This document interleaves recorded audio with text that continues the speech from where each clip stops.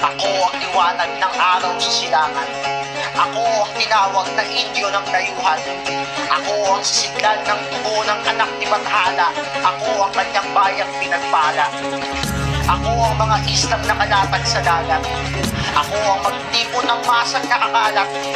Ako ang pamagat ng aklat na isinulat sa balat ng mulat. Sa akin nakaatang ang bigat ng kasaysayang nakatago sa aklatan. Pilit na binubura ng mga galit at tigang sa kapangyarihan. Kasama ng mga boses na binusayan sa dilim. Gamit ang balat patalim at ang lagim ng pagiging isang alipin. Sa bayang itinuring na tahanan, ginapos at pininda sa mga dayuhan. Tinatag para inuto at ihain sa kapagkainan ng mga taksil sa kapatid at tubo at panayunan. Sa mansyon sa gitna ng hacienda, nagpunta ang tubo at ang renta ng katas na naibenta. Matapos kwentahin ang halagang nilikha ng obrero, binigyan ng ilang sentimo bilang kanilang porsyento. Nang magsipasok ang industriya sa nayon, naging mga impresa ang mga bukid